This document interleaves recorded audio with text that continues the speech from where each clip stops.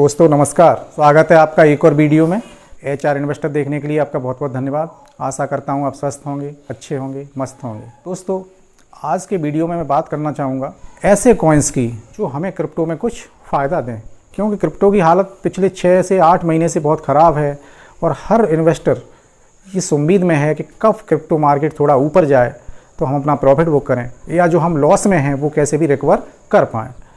तो दोस्तों मुझे जहाँ तक लगता है, मैं बीच बीच में बहुत सारे कॉइन्स बताता रहता हूँ कि ये पोटेंशियल वाला है, ये अच्छा कॉइन है, इस तरह का है।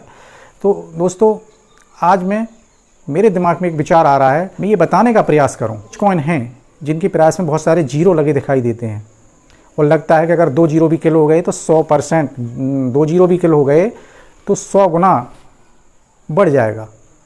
लेकिन दोस्तों अगर इन सब कॉइन की तुलना मैं शिबा इनू से करूं तो शिबा इनू सब में बेहतर साबित होता है।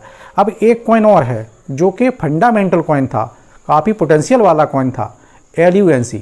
दोस्तों जो पुराना लूना था वो अब LUNC हो गया है।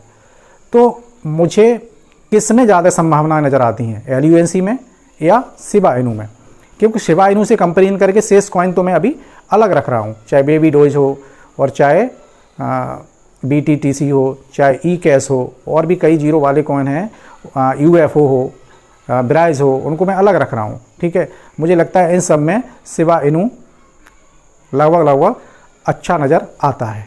ठीक है, अब मैं शिबा इनू और LUNC में कौन बेहतर है ये समझाने का प्रयास करूँगा, ये कैलकुलेशन करूँगा। दोस्तों मैं नहीं बताऊँगा कौन बेहतर है, ये आपको निर्णय लेना है। मैं 2 तरह से कैलकुलेशन करूँगा, क्योंकि कोई भी कॉइन है उसका प्राइस निर्भर करता है उसकी सप्लाई पर और उसके मार्केट कैप पर। सप्लाई के अकॉर्डिंग उसकी मार्केट कैप होनी चाहिए, तब उसका प्राइस बनता है, निर्धारित होता है। तो इन्हीं 2 आधारों पर मैं केवल कैलकुलेशन करूँगा और फिर आपको निर्णय लेना है कि कौन बेहतर है। मैंने महसूस किया है शिबा इनू में 2 कम्युनिटी बन गई हैं। एक कम्युनिटी वो है जो उसमें पैसा लगा के उम्मीद कर रही है कि शिबा इनू कब अच्छा रिटर्न दे, वो उस उम्मीद में बैठी है और वो शिबा इनू की एक एक गतिविधि पर, एक एक न्यूज़ पर नज़र रखती है।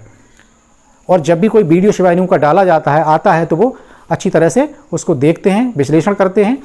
और एक कम्युनिटी दोस्तों, एक कम्युनिटी वो है जो शिबा इनू से नाराज़ हो गई है। वो कम्युनिटी ऐसी है जब शिबा इनू पॉइंट के बाद 4 टाइम 08 लगभग इस प्राइस पे था, ऑल टाइम हाई के लगभग वाले प्राइस पे था, तो उन्हें लग रहा था कि 1 साल पहले से जो लोग इन्वेस्टर थे उनको करोड़पति बना दिया है तो अब और करोड़पति बना देगा, तो उन्होंने पैसा उसमें घूंस दिया आंखें बंद करके। अब वो कम्युनिटी इस तरह की है कि वो बहुत लॉस में है, तो वो नाराज़ बैठी है, उसे लगता है कि शिबा इनू किसी काम का नहीं है, तो वो शिबा इनू को एक ख़राब कॉइन मानती है। अब दोस्तों ख़राब है कि अच्छा है ये निर्णय आपको करना है, मेरा काम है विश्लेषण करना और एनालिसिस करना और कैलकुलेशन करना। तो मैं 2 आधार पर दोनों कॉइन्स का कैलकुलेशन करूंगा, विश्लेषण करूंगा, निर्णय आपको करना है कौन सा बेहतर है, कौन सा बेहतर नहीं है। जहां तक मैं शिबा इनू की टोटल सप्लाई की बात करूं दोस्तों, तो 589 ट्रिलियन उसमें से बर्न हो गई है और 549 ट्रिलियन वो इस समय शेष है, उसमें से भी धीरे धीरे बर्न हो रही है। और मैं LUNC की बात करूँ दोस्तों, तो डीपैगिंग के बाद मिंट होने के कारण उसकी सप्लाई हो गई थी 6.9 ट्रिलियन, वो अब बर्न होके बची है 6.15 ट्रिलियन। दोस्तों उसमें से भी कुछ बर्न हो गई है, लगभग 6 ट्रिलियन बची हुई है। तो इन दोनों की सप्लाई के आधार पर और इनकी दोनों की बर्निंग चल रही है बर्निंग पोर्टल पर, तो इसके आधार पर मैं कैलकुलेशन करूंगा और फिर आप समझने का प्रयास करें कौन सा कॉइन बेहतर है, कौन सा अच्छा रिटर्न देगा। तो दोनों अपनी अपनी जगह ठीक है, विश्लेषण मेरा होगा, कैलकुलेशन मेरा होगा, निर्णय आपका होगा कि बेहतर कौन है। आप यहाँ शिबा का वर्निंग ट्रैकर देख सकते हैं, यहाँ पे डेली का वर्न ट्रैकर दिया हुआ है। अगर 10 अक्टूबर की बात करें दोस्तों तो 130 लाख वर्न हुआ है। यहाँ आप देखें इसका मंथली ट्रैकर, ये मई का है, ये जून का है, ये जुलाई का है, ये अगस्त का, सितंबर का और ये अक्टूबर अभी चल रहा है। अक्टूबर का पूरा डेटा उपलब्ध नहीं है। 90% शिबा इनू वर्न होने के लिए कितना समय लगेगा, कितने वर्ष लगेंगे? अगर यही गति रही तो मई की गति देखेंगे तो 1425 साल लगेंगे 90% बर्न होने में। जून वाली गति रही तो लगेंगे 9,669 साल, ऐसे ये देख सकते हैं इतने इतने साल लगेंगे ये गति रही तो। अब ये गति छोड़िए आप, हम 5 महीने में शिवा इनू जो वर्न हुआ है वो 46 बिलियन 46 अरब 46 अरब वर्न हुआ है। ये देखिएगा share of circulating supply of Terra Classic LUNC। अब ये देखिए 21 मई 2022 से लेकर 4 अक्टूबर तक का रिपोर्ट है, इसको आप देख सकते हैं। और ये बिलियन में है, बिलियंस में है, पहले ही ऊपर दिखा चुका हूँ मैं, बिलियंस में वर्निंग हो रही है। अब यहाँ देखेंगे आप 4 अक्टूबर 9.9 बिलियन, ये आप देख सकते हैं। ऐसे ही 3 अक्टूबर 9.89 बिलियन, फिर है 2 अक्टूबर 4.29 बिलियन, फिर ये 4 आप देख सकते हैं। ये 22 सितंबर से 4 है। इस डेटा को और भी आप देख सकते हैं, देखिए 4 दिखाई दे रहा है, 3.98 दिखाई दे रहा है, और भी देखते रहिए इसको। फिर ये देखिए 3.33 3.82 इस तरह से आप देखिएगा इसको। उससे पहले ये 1.15 इस तरह से, क्योंकि तब ये 1.2 टैक्स वाला वर्निंग प्रपोजल नहीं था, तब इसका डेटा कम बर्न हो रहा था। इसको देख सकते हैं आप, मैं इजीली दिखा रहा हूँ आपको।